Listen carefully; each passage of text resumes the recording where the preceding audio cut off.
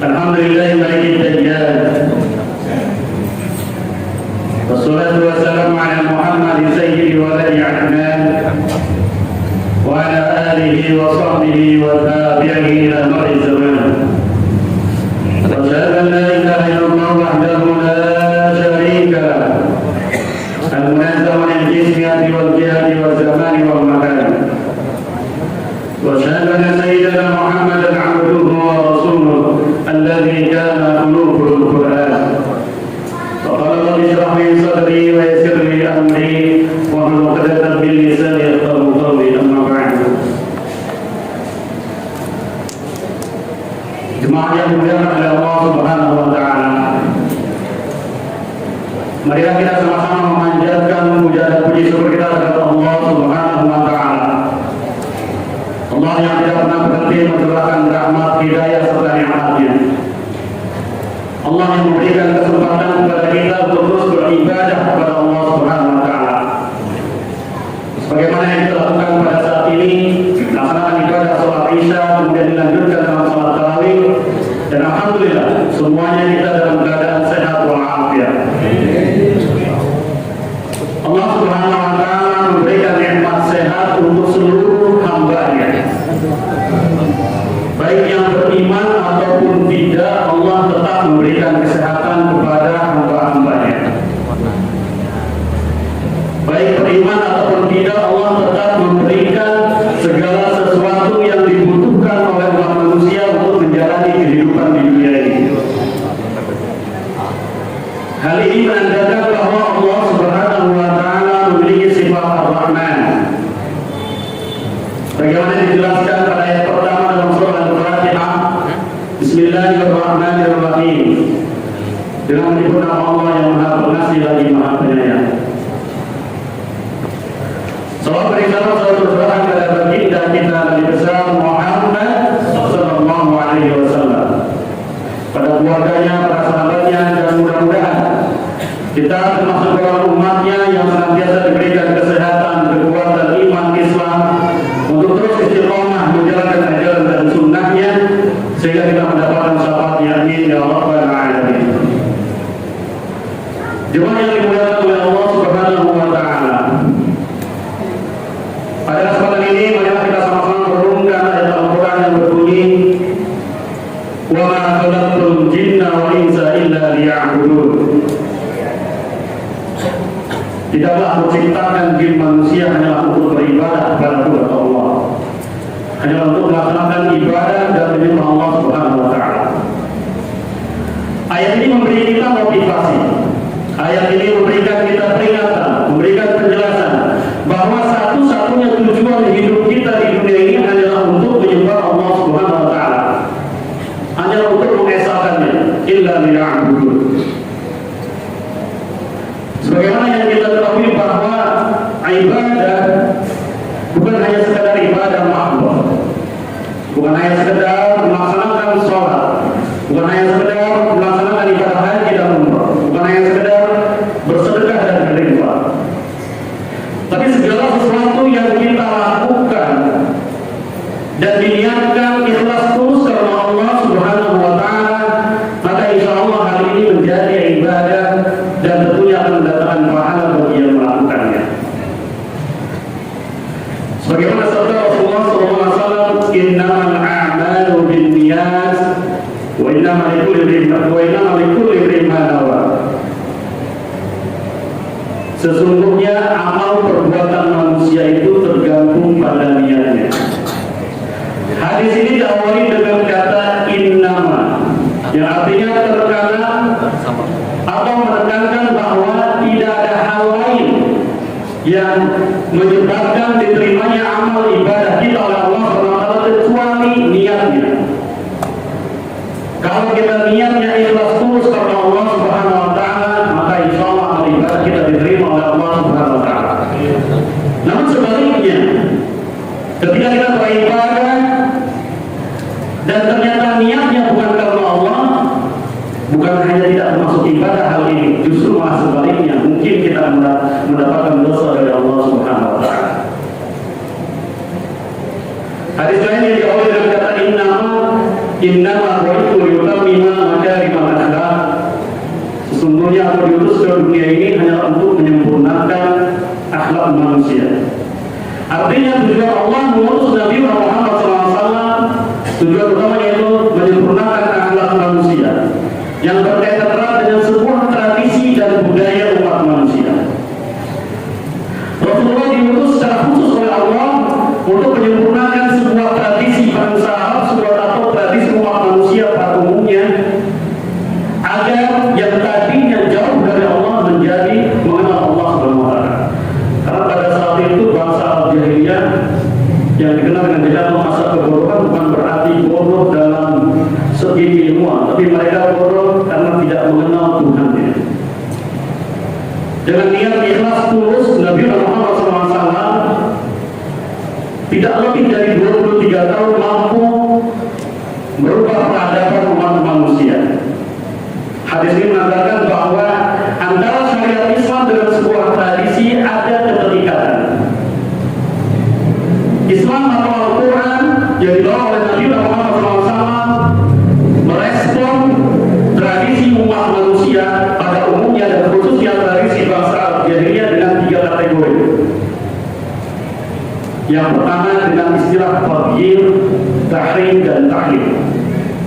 Kalau tahrim itu diharamkan, artinya ketika ada sebuah tradisi umat manusia yang memang melampaui jauh dari nilai-nilai itu manusia, maka hal itu ditolak oleh ajaran Islam. Namun sebaliknya ada istilah taghyir atau dimodifikasi. Ada tradisi umat manusia pada umumnya dan khususnya di bangsa Arab jahiliyah. Tradisi itu dimodifikasi oleh ajaran Islam dan kemudian menjadi sebuah produk hukum Islam yang sempurna dan memiliki nilai-nilai kemanusiaan yang sangat tinggi. Sebagai contoh, orang-orang Quraisy mereka terbiasa dalam 1 bulan itu melakukan tahallus atau melakukan banyak kebaikan. Dan ternyata Muhammad pada saat itu menggunakan atau kesempatan tersebut dengan berdiam diri atau yang kita di Gua Hira atau istilahnya bersemedi atau menyendiri di Gua Hira. Setiap tahun berlanjut orang kafir, orang Quraisy pada bulan tersebut senantiasa melaksanakan kebaikan-kebaikan, dan Muhammad pada saat itu lebih memilih untuk di Gua Hira untuk menyendiri, merenung tentang kehidupan bangsa Arab pada saat itu. Dan ternyata setelah risalah Islam datang, bulan yang dimaksud adalah bulan Ramadan, sehingga pada bulan tersebut kita diwajibkan untuk berpuasa dan juga anjurkan untuk memperbanyak amalan-amalan kebaikan. Kemudian respon Islam terhadap tradisi umat manusia yang ketiga yaitu tahmil atau diterima secara utuh. Tentunya ada banyak tradisi manusia yang sesuai dengan nilai-nilai kemanusiaan, di antaranya kedermawanan, di antaranya mereka setia kawan. Nah, tradisi ini diabadikan. Nah, sebab itu dalam hukum Islam ada kita orang-orang yang melakukan kebaikan akan diberikan balasan yang berlipat ganda.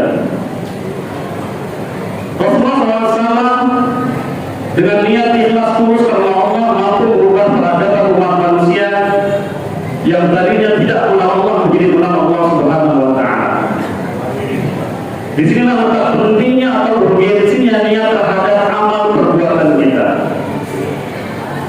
Paling tidak ada 3 fungsi dari amal dari niat. Baik, kita lanjutkan. Ada 3 fungsi dari niat. Yang pertama, niat mampu merubah yang tadinya amalan itu tidak termasuk ibadah menjadi ibadah. Sebagai contoh, ketika kita makan makanan yang halal, ini adalah termasuk bagian hal yang mubah. Namun pada saat ketika kita makan, diniatkan saya makan makanan yang halal untuk menghindari yang haram. Maka makanan yang kita makan, pekerjaan yang kita lakukan memiliki nilai ibadah dan mendatangkan pahala untuk kita. Dan yang kedua dari fungsi niat, membedakan antara ibadah yang satu dengan ibadah yang lainnya. Sebagai contoh, ketika azan berkumandang Allahu Akbar, Allahu Akbar, misalnya ada 3 orang yang mengambil air wudhu. Kemudian setelah mengambil air wudhu, ketiga orang ini melaksanakan ibadah salat sunnah. Tiga-tiganya sama-sama salat sunnah. Namun bisa jadi tiga-tiganya berbeda karena niatnya yang berbeda. Mungkin aja yang pertama dia niat salat sunnah tahiyat masjid. Mungkin juga yang kedua dia berniat melakukan salat sunnah wudhu. Dan yang ketiga mungkin saja dia melaksanakan salat sunnah qobliyah. Nah, niat di situ berfungsi membedakan antara ibadah yang satu dengan ibadah yang lainnya, meskipun amal perbuatannya sama-sama 2 rakaat, sama-sama membaca niat. Karena niat yang berbeda, maka mampu dibedakan antara ibadah yang satu dengan ibadah yang lainnya. Dan yang ketiga,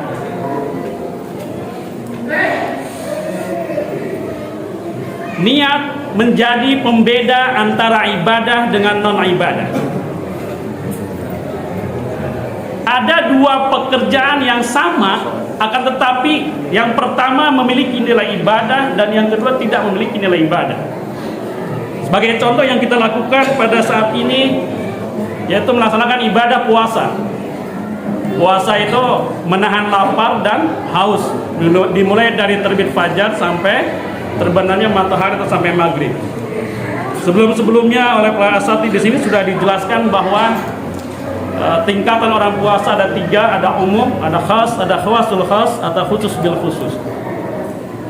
Nah, yang paling rendah ini tingkatannya hanya sekedar menahan lapar dan haus.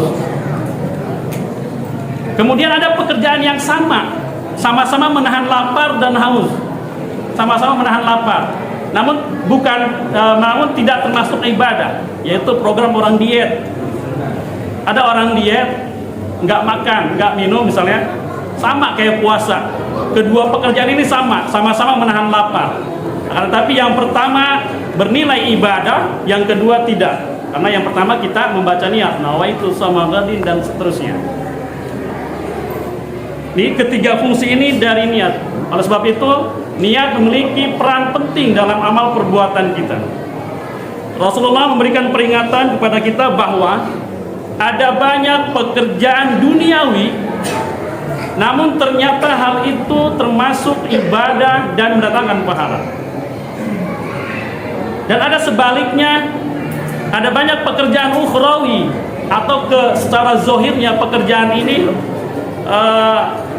urusan ukhrawi, tapi ternyata tidak memiliki nilai ibadah, justru malah mendatangkan dosa bagi yang melakukannya. Yang pertama, contoh ketika kita bekerja, berangkat pagi pulang malam atau pulang sore, ini kelihatannya kita mengejar dunia, mencari uang.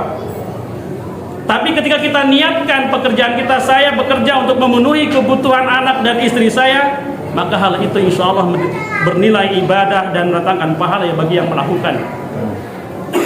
Namun sebaliknya, ketika orang rajin bersedekah, rajin berinfak, atau bahkan rajin melaksanakan ibadah sholat, atau bahkan setiap tahun dia umroh dan haji, tapi ternyata di dalam dirinya ada setetes kesombongan, maka hal itu menjadi sia-sia, menjadi rusak amal ibadahnya, bahkan mendatangkan dosa. Jemaah yang dimuliakan oleh Allah Subhanahu wa taala, mudah-mudahan kita termasuk golongan umat Nabi yang senantiasa menjaga niat kita, meluruskan niat kita.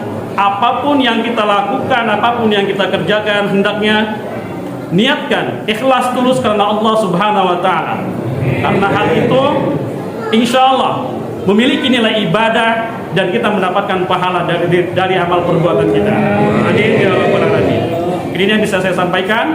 Terima kasih. Billahi taufiq wal hidayah. Wassalamualaikum warahmatullahi wabarakatuh.